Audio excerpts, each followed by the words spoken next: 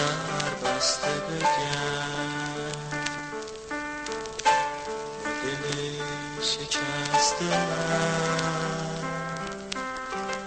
با این تن خسته بگم چرا جز خدا کسی قصه‌مونو گوش نکنه چرا جز ابر کسی اشکامونو پاک نکنه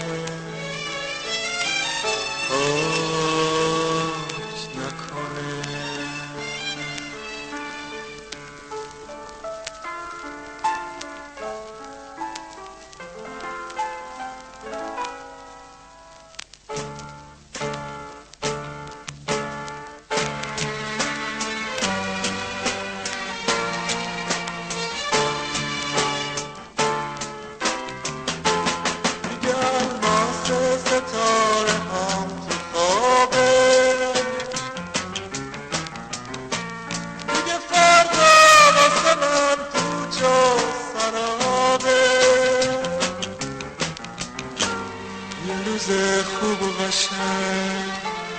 من و تو مثل دوتا راز به هم خیره شدیم زیر تاق آسمون من و تو مات ساز به هم چیره شدیم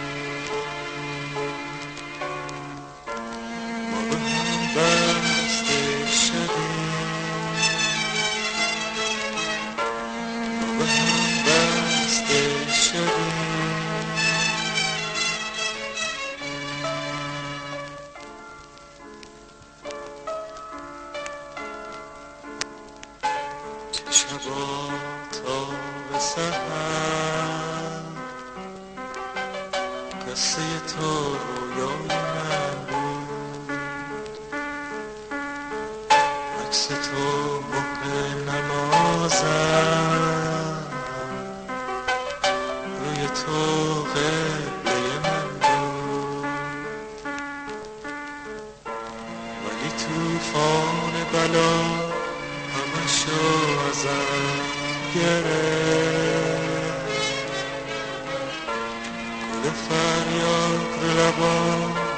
جای لبخندو گرفت جای لبخندو گرفت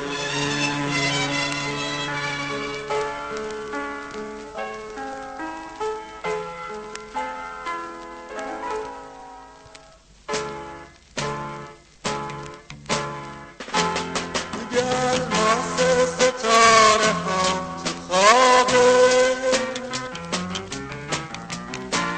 دیگه فردا واسه من پوچ و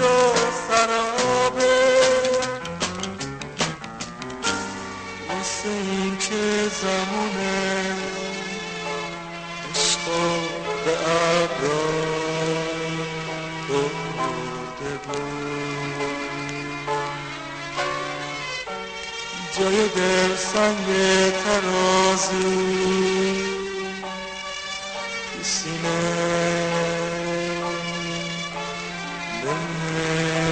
نشونده بود دیگه بسه قصه رو تموم کنی دیگه بسه قصه رو تموم